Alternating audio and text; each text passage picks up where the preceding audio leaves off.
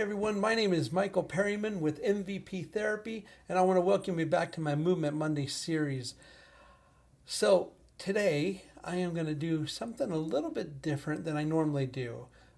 First of all, I'm recording this video inside my office, and normally I record it out in my backyard at home, which usually brings about a lot of background noise and other things. So, I thought it might be kind of cool today to do it inside my office. However, sometimes the lighting in here isn't as good for video recording, so you work with what you got. However, the other thing that I'm doing differently today is that a little while ago I posted a comment or a post on my Facebook page and asking what are some of the topics that you guys might want to know about. And Aaron Hill, you had posted a comment wanting to know more about plantar fasciitis. So today I'm going to do my Movement Monday video tip on plantar fasciitis.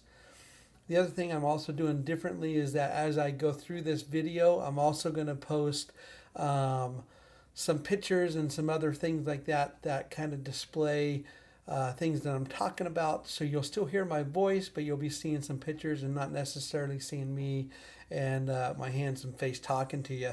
At the end of the diagrams and the pictures, I'll come back and I'll show you more of my Movement Monday tip. So I hope you guys enjoy. I hope you learn a lot from this plantar fasciitis Movement Monday. And Aaron, and if any of you also have more comments and more topics that you want to know about, please post it, reply and post them in the comments section so that way I can address those issues and discuss those things that you want to know more about. I'll see you in a little bit, and hope you like the video and the diagram. So today we're talking about plantar fasciitis. So as you can see from the picture here, your plantar fascia is a ligament that connects your heel bone to your toes and gives the arch of your foot support. Now, the most common symptom of plantar fasciitis is actually heel pain, and it generally affects was really generally considered a repetitive use type of injury, because as we repeatedly use our feet, which all of us do, and more importantly, as we put more and more strain on that plantar fascia ligament, this overuse causes these small little micro tears to develop in the ligament, which over time can lead to pain, weakness, and swelling. Now, plantar fasciitis affects a wide range of many people. However, most commonly it affects middle-aged people, but in reality it can affect anyone that puts way too much strain on their feet, and especially the arches of your feet. So all you athletes out there that are runners, crossfitters, tennis players, all of you that spend those long periods of time on your feet, and this repetitive use can certainly be at risk for developing plantar fasciitis. Plantar fasciitis also affects people that overpronate or turn their feet inwards when they're walking. Also, it affects people who have high arches or extremely flat feet. It affects people also that stand, walk, and run for long periods of time on hard, flat surfaces. And it can also affect those of you, unfortunately, who are overweight. If you think about gravity, everything's going to start pushing you down. And if we have excess weight on our bodies, our feet, and especially that plantar fascia, is going to take the brunt of that, and it's going to cause excess strain on that plantar fascia. Other risk factors of people that may be at risk for developing plantar fasciitis are people that wear shoes or have insoles of their shoes that don't fit correctly or are worn out. And probably one of the biggest risk factors and why maybe people develop plantar fasciitis is also people who have extremely tight calves, soleus muscles, and Achilles tendons. So with all that being said, what can we do to treat it and prevent it? Well, the first thing I will tell you is you need to stretch, stretch, and stretch, and I cannot emphasize that enough. You need to keep your calves, your soleus muscles, and your soleus muscle is actually a muscle that lies underneath your calf muscle. And you also need to keep your arches mobile. Secondly, you need to wear good supportive shoes, and good insoles in those shoes. And this does not just affect those of you that you need these supportive shoes while you're playing your sport. It also affects everyone from everything that you do, whether it be your job or when you wake up from sleeping at night and then you step down. Don't just step down on bare feet, because as you do, that plantar fascia that supports your art is going to kind of go through some excess strain and excess stress there. And if you don't have the strength in your feet to be able to support that, over time that repetitive strain will develop into micro tears, leading to pain, weakness, and inflammation.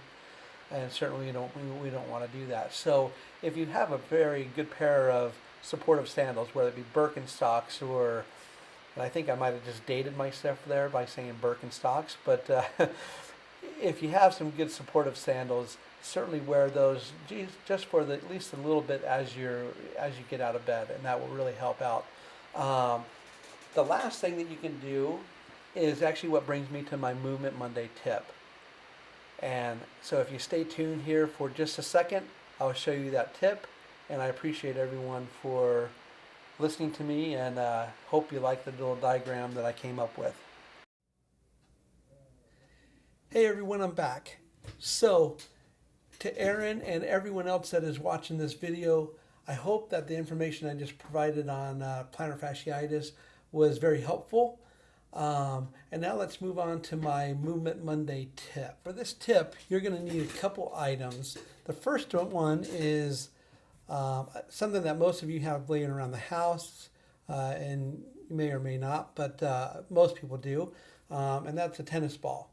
The second item that you will need is a set of these massage balls. And now these massage balls are quite harder than a tennis ball, and you can see here that one ball has these knobs, and it's really good for getting in there and getting into specific areas, especially if you have little trigger point areas that might be hard to reach or hard to get at. The other side has a little bit more grooves, but either way, they're both still very, very hard. And how you determine which one to start with is that if you have very acute symptoms of plantar fasciitis, you have a lot of pain, hard to move your foot up and down, those type of things, I would start with the tennis ball first, because the tennis ball is obviously going to be softer. It's not going to cause as much pain. So I would start with that, and then as those pain and those symptoms start to improve, then I would move on to the massage ball. So let me pause the camera here for a second, and then I will show you how to use these items. So I paused the camera just for a second to show you a little bit more about what I'm doing here. So as you can see, I've taken off my shoe, and obviously you can see my foot here. Now, most people with plantar fasciitis have, if you remember from the video before, have pain in the heel or just beyond the heel, okay? So for my Movement Monday tip, remember you want to start with the tennis ball. And what you want to do is go ahead and take the tennis ball and then sit in a chair and then rest your foot on top of that ball. Now start up closer toward your heel and then put a little weight onto the ball. And as you start to move back and forth, you'll want to just kind of pay attention to the sensations and to the pressure in your foot. Again, let pain be your guide. Always work within pain tolerances. And then when you get to certain areas that are more tender, more painful, spend a few seconds there, 1 or 2, 3, 4, 5 seconds, whatever it is, whatever's comfortable for you. But you'll want to spend some time there, letting that help release those myofascia and other tissues there. And then continue working the tennis ball all the way up towards when you get closer towards your toe, up towards here. Because remember, that plantar fascia connects the heel bone to your toes. And so you'll want to spend time working the full length. After you get done with the tennis ball, and that's pretty easy for you to do. Then move on to the massage ball. And again, I think the massage ball is very effective, especially this knobby one that has these that's good for trigger points. But if you, again, put a little pressure in there, working the full length of that plantar fascia, that should really bring you a lot of relief.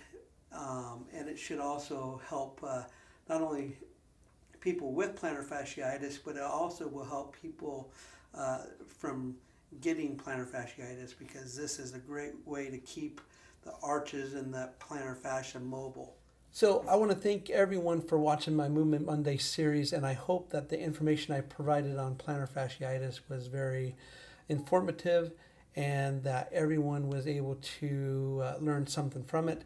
If you have any additional comments or concerns, please don't hesitate to reach out. Also, make sure that if you have any other topics that you would like to learn about, again, reply in the comments below, and I'll make sure that I either do a Movement Monday series on it, or I'll just make a posting, or I'll write a blog about it. Again, my name is Michael Perryman with MVP Therapy. If you have any questions, you need additional help, please do not hesitate to reach out to me. My phone number is 480-532-1219. My website is www.mvptherapyaz.com, and you can always look me up on my Facebook page at facebook.com/MVPTherapyAZ. Again, thank you for watching, and I'll see you guys next week.